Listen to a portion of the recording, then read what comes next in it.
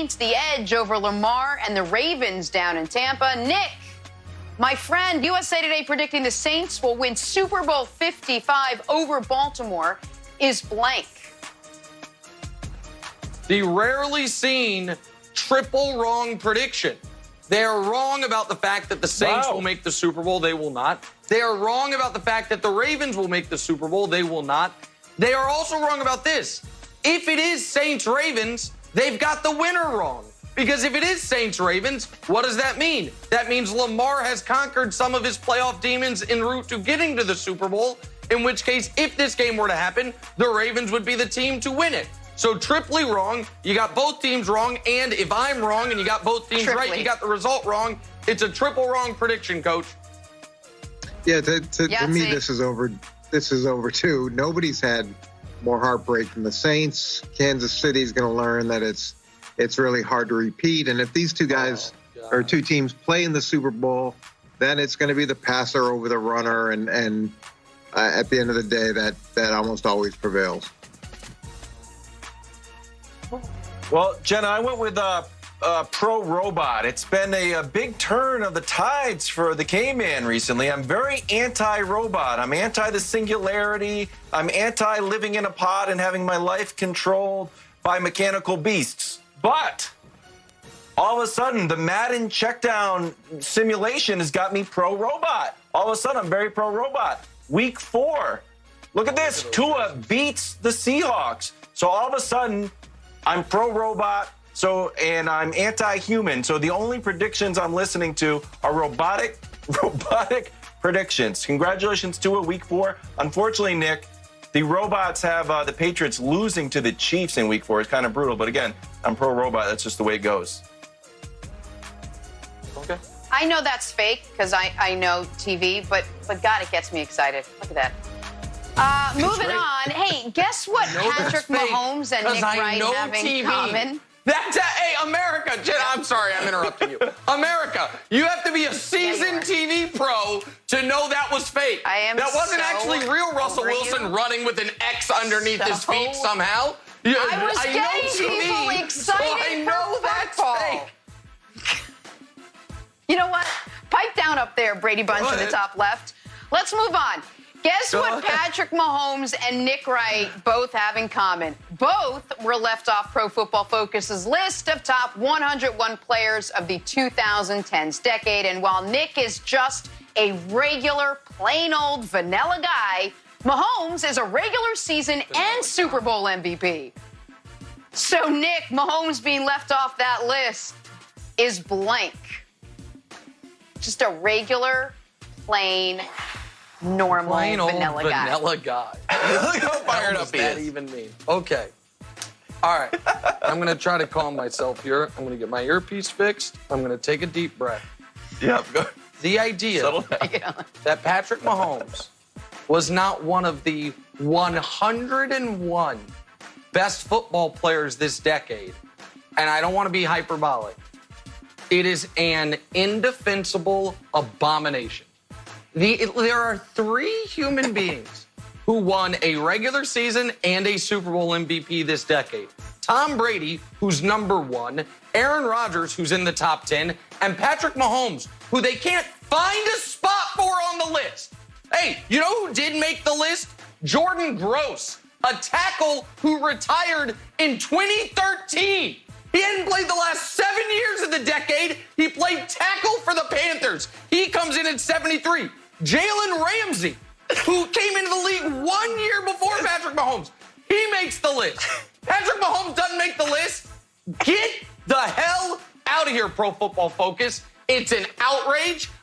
You know what? I'm going to, during your guys' answers, I'm going to make the accurate list. I don't know if I'll be able to go through 101 total, but come back to me before the end of this, and I'll have an accurate list, and we'll see where Patrick Mahomes ranks. Go ahead, Coach. So stupid. Yeah, look, I think this is silly as well, and the irony here is Nick loves quoting Pro Football Focus whenever it suits his needs, and they're the authority to justify any argument that Nick has. Like, well, Pro Football Focus says this, and so now you see that sometimes those things can be wrong, and you have to be able to take a step back and look at things objectively as much as you want to, compartmentalize.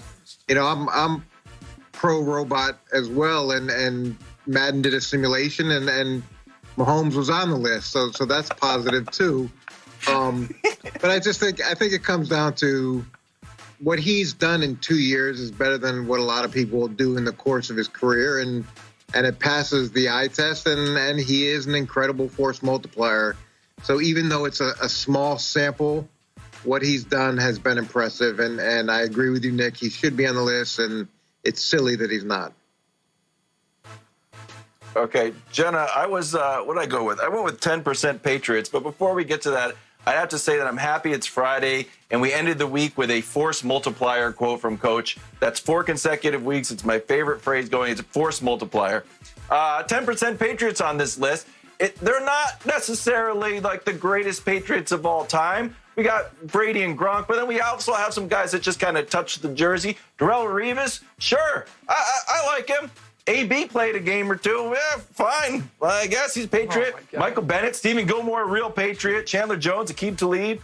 So I feel good about the list, Nick. 10% Patriots are guys that at least put on the jersey or wore a hat for a day. You're going to give Revis to see the how many Patriots made the... Yeah, he's going to give Revis to the Patriots. It's an outrage. 2014. Yeah, just like Antonio Brown. Okay, Great hold Patriot. on. Do you want the actual list? These are the full list of people who deserve to be ahead of Patrick Mahomes. Tom Brady 1, Aaron Rodgers 2, J.J. Watt 3, Drew Brees 4, Aaron Donald 5, Russell Wilson 6, Peyton Manning 7, Richard Sherman 8, Rob Gronkowski 9, Von Miller 10, Julio Jones 11, Antonio Brown 12, Patrick Mahomes 13. There it is. I'm making sure I didn't leave anyone out. Patrick Mahomes, the 13th greatest player of the decade. That's it. Earl Thomas would have been 14 for those interested. There's a few people fighting for 15th. I didn't have time to fully compile it while Coach and you were talking.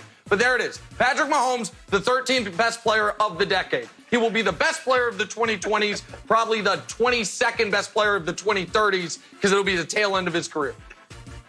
There you go. 2030s? Stupid. 2030s list. 101. Yeah. Let's move on. Please. NFL.com released their top dark horse MVP candidates for this season. Top dark horse candidates here, MVP candidates. So top of the list is Buffalo Bills' third-year quarterback Josh Allen. Hey, when the theme in your city is there's always next year, you can understand why this is very welcome news up in Buffalo. But Nick, let me see you get fired up again, my friend. Josh Allen being the #1 dark horse MVP candidate is blank. Well, listen, hey, I want to give a ton of credit to Adam Shine, who came up with this list. Speaking of lists, Adam Shine, the third best talk show host on Sirius XM, Mad Dog Sports Radio. #1 is Mad Dog. #2 is me. #3 is Shine. But in regards to this is Trubisky-esque. Hey, remember last year, Mitch Trubisky, when it was, oh my God, nobody's got more tickets on MVP than Mitch Trubisky, 200 to 1, and people were buying the tickets, and then 4 weeks into the season, those tickets were lit on fire because they were worthless. I understand we've had consecutive years of a huge underdog winning MVP. Mahomes was 100 to 1. Lamar was 100 to 1. So now people think Josh Allen can be the next guy. He can't be the next guy. He can be the next Trubisky, someone people bet on to win MVP. And by a quarter pole of the season, they realize that bet is foolish. So Trubisky-esque, Coach. Yeah, to me, this is optimistic. And what I do like is he's got Brian Daboll, and I know that Nick loves when I talk about coaches actually having an impact on players. But Brian Daboll, the offensive coordinator, has done a great job with him, and he's improved significantly since his rookie year. And you like to see that trend. I just don't know how much more upside there is for him. And even though they've also improved the weapons, he's going to have to take a significant leap and a consistent leap. I like the things he's done in the fourth quarter. There's a lot to like about his work ethic. I think Derek Carr is probably a better bet than Josh Allen at this point. Coach likes the Raiders this year. Wow, that's pretty good.